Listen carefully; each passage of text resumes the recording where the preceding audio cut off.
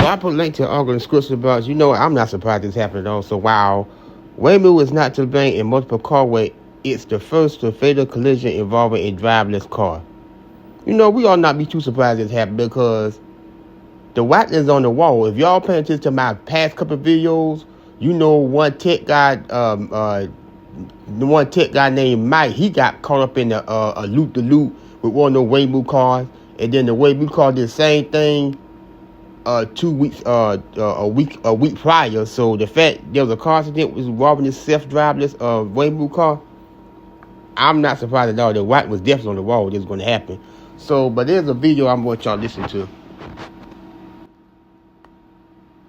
Now, while law enforcement tells us the Waymo car was not to blame for the accident, federal transportation records reveal that in a strange twist, this actually marks the first time in the U.S. that a truly autonomous vehicle with no one in the driver's seat has been involved in a deadly collision.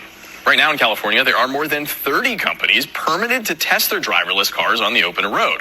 Most are still required to have safety drivers sitting in the front seat who can take over when needed. But Waymo remains the only fleet of robotaxis in California to move past the state's testing phase to now regularly offer paid rides to passengers. Federal government requires self-driving car companies like Waymo to report each time their vehicles are involved in an accident, regardless of who is at fault. Now, since reporting records began about 5 years ago, Waymo's driverless vehicles have been involved in about 30 different crashes resulting in some type of injury. But Waymo notes that nearly all of them, like today, were the fault of other cars driven by humans. And a reminder that as it relates to tonight's accident, Waymo tells us its car was still stopped at the light when another car sped through, causing a multi-car crash that struck the Waymo vehicle and killed at least one passenger in another car. You know what, y'all? So y'all heard that video.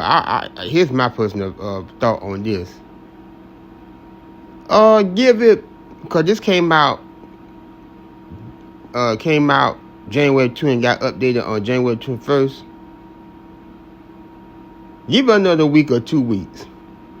Because based on the events that were on with Waymo car, something will go down. Because you know what? These people better stop playing around with this stuff. You know what? They going to mess around. Okay, that's all I'm going to say about that. Give it a week or 2 more weeks. Now, it was said that the Waymo autonomous vehicle was not at fault. But in my personal opinion, if it wasn't their fault, it just wasn't that fault this time. I believe eventually something going to happen and it will be Waymo's fault. Because there have been too many previous incidents that's been going on with kinks that's been going on with this Waymo anonymous robot tax. That's been going on before this story right here even came out. So, yeah.